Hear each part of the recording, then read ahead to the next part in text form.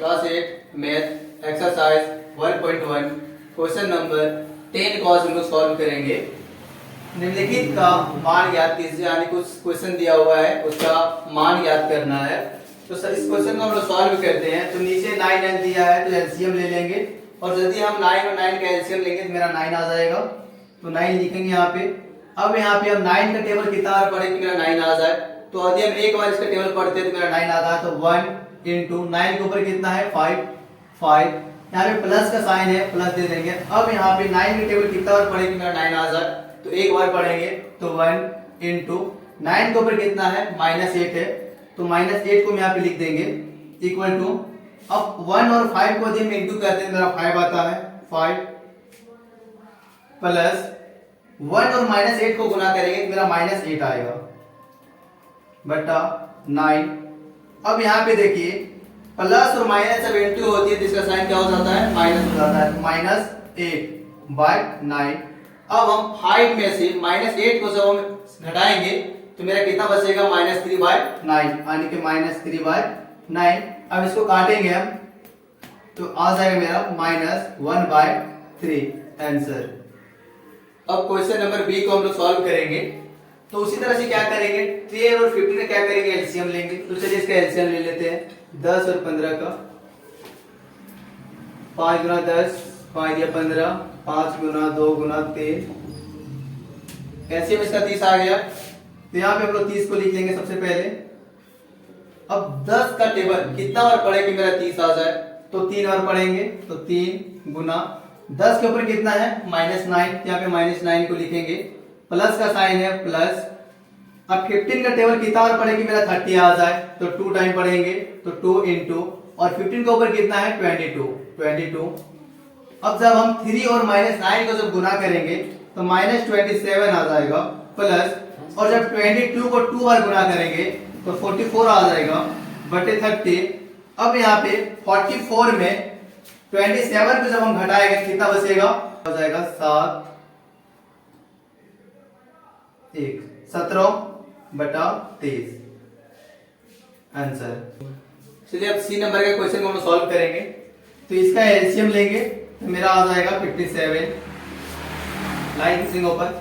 अब 19 का टेबल हम कितना बार पढ़े कि मेरा 57 आ जाए। तो 3 बार 3 इंटू, अब 19 के ऊपर कितना है -8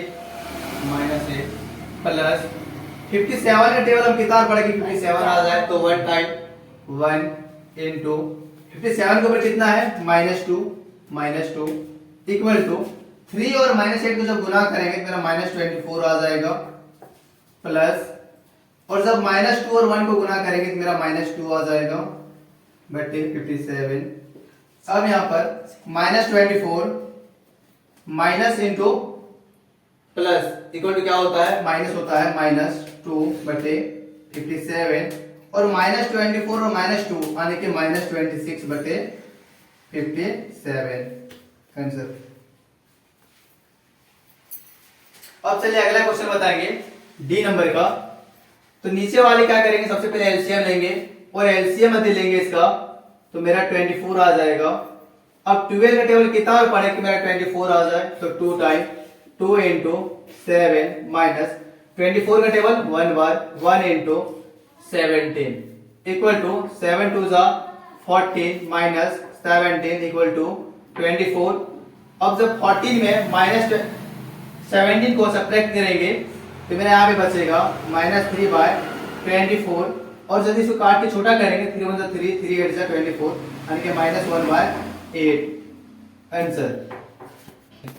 चलिए क्वेश्चन नंबर 11 को हम लोग सॉल्व करेंगे।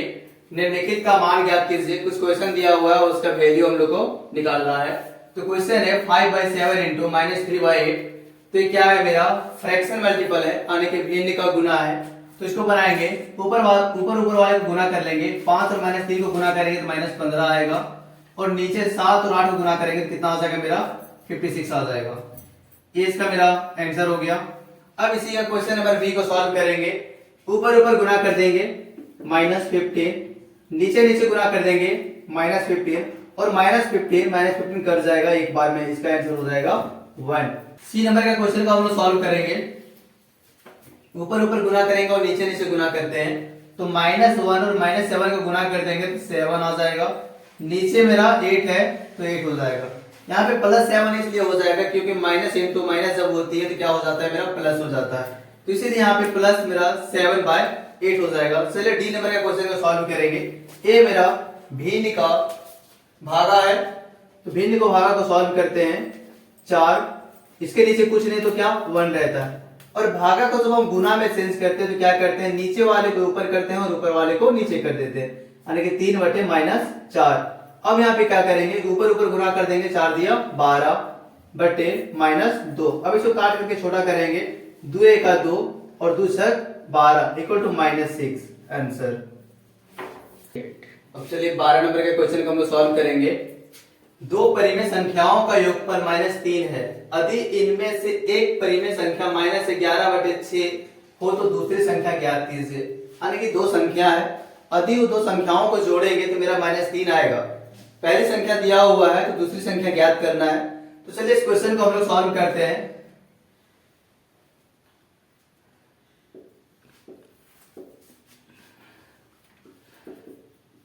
पहली संख्या बराबर -11/6, दूसरी संख्या x मान लेते हैं, माना दूसरी संख्या x।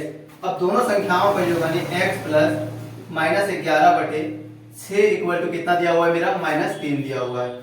अब x प्लस माइनस 11/6 बराबर -3, -11/6 है तो इक्वल के उधर जाएगा, क्या हो जाएगा, मेरा प्लस में हो जाएगा। x बराबर -3 प्लस 11/6। अब यहाँ पे क्या करेंगे, 6 एलसीएम ले लेंगे, 6 हो जाएगा। इसके नीचे कुछ क्या होता है, मेरा 1 होता है, और 1 का टेबल कितना बार पढ़ेंगे, मेरा 6 आ जाए तो 6 time 6 into -3 plus 11 x equal to 6 गुना -3, 6 दिया 18 प्लस 11/6 x इक्वल टू, जब 18 को 11 में घटाएंगे कितना बचेगा, मेरा -7/6। यानी दूसरी संख्या मेरा कितना निकल गया, -7/6 आंसर।